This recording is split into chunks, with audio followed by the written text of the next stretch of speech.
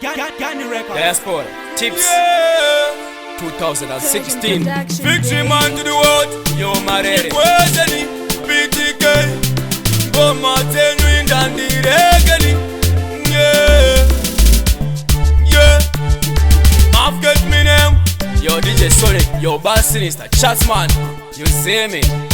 Amangoma ndakachuzwa inini nechipo sisizwe kumanikizira inini nechipo terera uzwe voice style and pattern every combination inini nechipo ndapiwa pasi wedi mangoma ndaloga inini ndikunuwirira fame ngoma tangu ndakakanda rekulaika aiwa rekulaika chinotsigirirwa ibhutsuka kwete tarenda sazoshambisika muchiona tayenda tozimanya ngoma nespeed yachitundu museresere msandi kunamira mberi uko ndiri museve. This time handisi kupenga ndichidzoka ndisitaitoni ndotaura ndakapomboloka segemenzire siyoni muswe ndakabata wakatsukunyuka tsukunyuka ndoushotora amangoma ndakachuzwa inini nechipo sisizwe kumanikidzira inini nechipo terera uzwe voice style and pattern every combination inini nechipo ndapiwa pasi wedi mumangoma ndaloga inini ndikunuwirira fame ngoma tangu ndakakanda rekulaika aiwa rekulaika ngoma tozichicheudza kunge macheto akasvotwa menosaponorova trumpeti kana kusara uchirumira sekaseta ndina samsoni pamberi pangu handina goriyati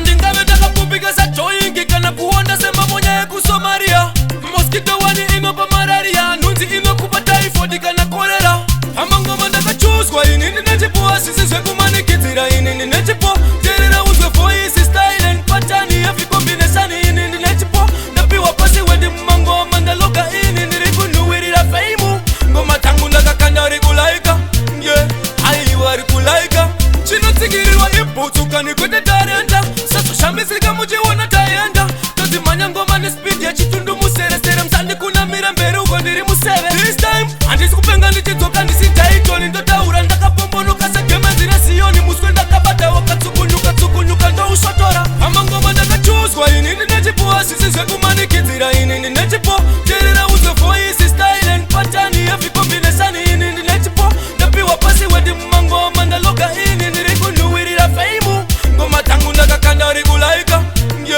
aiwa rekulaika ngoma tozichicheudza kunge macheto akasvotwa